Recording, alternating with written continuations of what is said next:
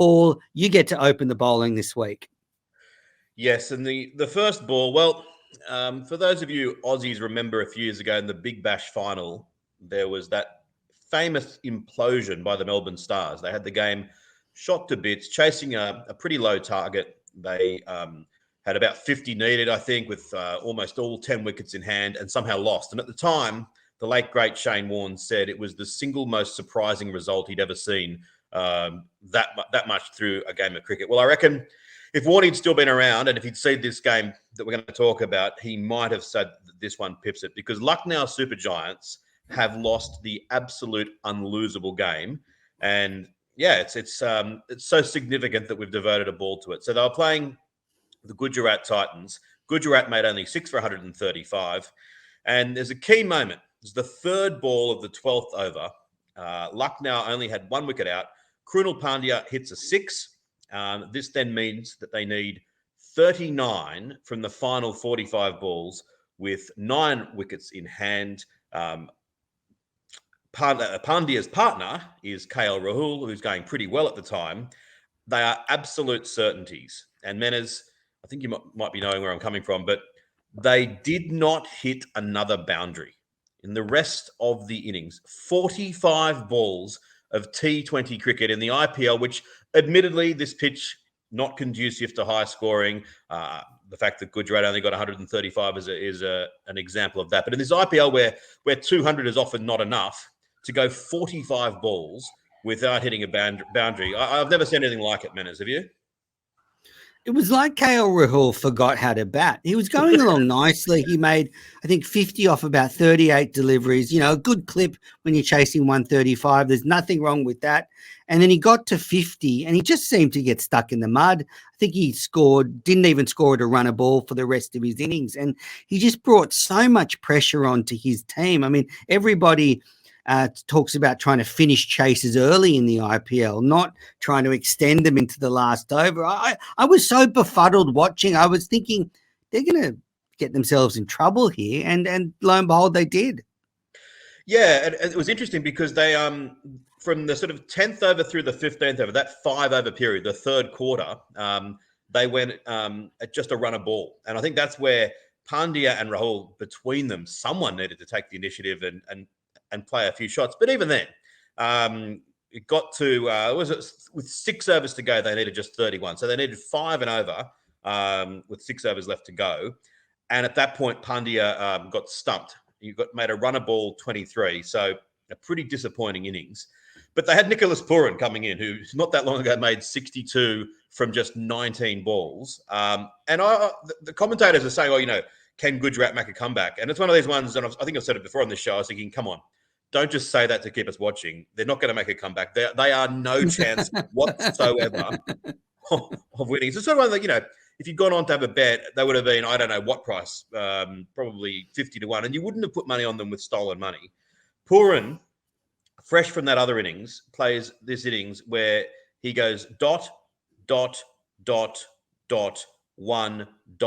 out. Now, he didn't face all those balls consecutively. In between, Rahul was facing balls, but and they would have been ...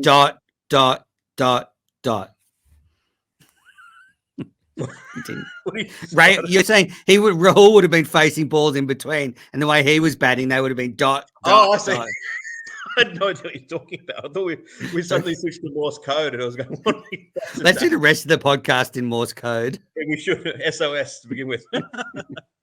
And so I think the problem with Puran is that he came out, and naturally you don't want to try and slog your first couple of balls, but the pressure started to mount. And then when he did slog one, it went straight up in the air, and it got to the point when they then needed 23 off 18. And I think that the thing with the way that KL Rahul was batting throughout the rest of it, no individual ball you could be so critical of. There were some good balls in there. The ball was stopping a bit. It was like the air had gone out of it. But he just needed to open up and absolutely blast and slog and get out or get some runs. And there was a couple of balls in a row that he got 2 balls that he should have hit for 4. He hit one of them for a single and then got a dot off the next one. And even the ball that eventually he got out of, that was a ball to be hit for 6, and he just didn't have the power. So I think the criticism of him, I'm sometimes more balanced when people are criticizing, but I think it's pretty well deserved. I mean, if I was the coach, I'd be tempted to say that's you're not in the side for the rest of the game. I don't care. I don't care. What do you reckon, Menace? For the rest of the IPL, you're out of it. Look, I mean, it's a big call. I know he's a very important part of that team, but that was just a complete brain snap by him. The questions that he was asked in the press conference after and his answers wouldn't fill me with great confidence if I was the coach. Sort of Rahul didn't sort of understand how they lost the game.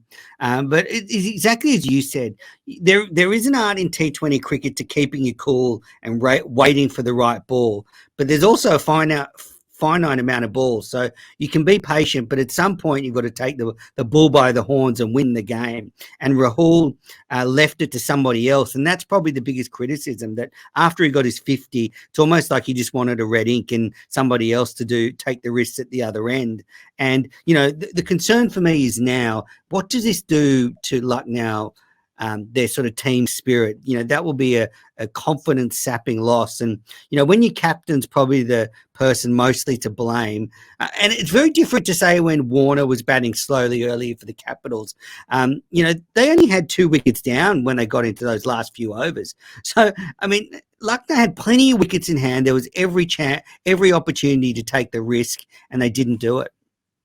Yeah, and I thought that the second last over from Mohammad Shami was superb as well, because there's one of these ones where pace off the ball was key, and I thought maybe it was the wrong thing to give him that over, and he came in bowling at full speed, got a bit of reverse swing, and they needed I think 17 from the last 12. He only conceded 5 from the second last over, and that's when it went from, geez, they're making this a bit hard, to suddenly they're actually no longer the favourites. And then in the final over, Rahul got 2 runs to begin, and then it's wicket, wicket, wicket, wicket. Unfortunately, it doesn't mean it was a double hat trick. There was Rahul was out, as I said, lofting one to sort of deep square leg, got caught, not even that close to the fence. Like, he really didn't get much on it. Poor old Marcus Stoinis came out, first ball, made some half decent contact, and for a second looked like it might have been going for 4, but he got caught on the long on boundary as well. Then there was a couple of run-outs, and bizarrely, it didn't even go down to the last ball. They needed 8 off the last ball. It was all over after the second last ball. So stunning loss, and something that, you could, as you say, it's all good about being calm and not throwing the game away. But there comes a point where you've got to say, with 9 wickets in hand, someone has to slog. And if he gets out, the next bloke can slog. And if he gets out, the next bloke can slog. Eventually, we will get these runs, rather than just letting it sort of overwhelm them like it did. Yeah, once it got to that last over with 12 needed, I really thought Lucknow was going to lose, because I just figured they'd opened the door too wide for Gujarat, and they barreled through it. And I do want to echo your sentiments that Lucknow gave them the opportunity, but Gujarat did bowl well. And throughout this tournament, I've seen some really average death bowling, a lot of full bungers and, wide half trackers that batters are able to take advantage of. And, I bet you Stoinis or Pooran or Rahul even would have loved a full bunger at any point in that, just to try and relieve the pressure. So, a phenomenal match, and Gujarat get the points.